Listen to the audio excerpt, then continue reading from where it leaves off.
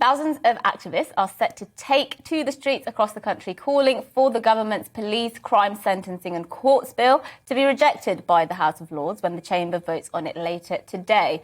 Protesters have described the bill as draconian and an assault on the right to protest because under the new bill, protesters can find themselves behind bars if they hold demonstrations that cause serious disruptions to the public or for blocking streets, tying themselves to objects and for desecrating memorials. Basically, the sorts of things we've seen protesters do over the last couple of years have been a complete pain to ordinary people just trying to go about their business.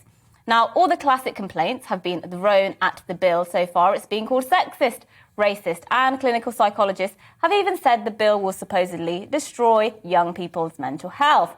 Generally, I think that, yes, it is a robust piece of legislation. It's tough on crime, tough on criminals, and puts public order front and centre.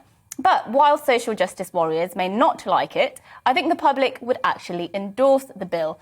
And let's not forget that this bill is not just about protest. It also includes some provisions that are completely right and, in fact, long overdue, like making the starting point for murdering a child a whole life order, meaning more child killers will spend the rest of their lives behind bars as they should.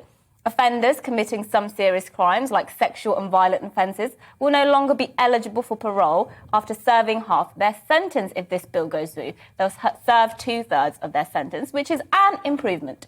And it introduces serious violence reduction orders, which give the police the automatic right to stop and search people who've been convicted for knife and weapons offences without any grounds for a limited time after their release. This is to crack down on habitual knife-carrying offenders and get more knives off the streets. So whilst this bill certainly has its opponents who want to see the thing scrapped altogether, I think that people who value law and order and who want to see a more robust criminal justice system should welcome the bill.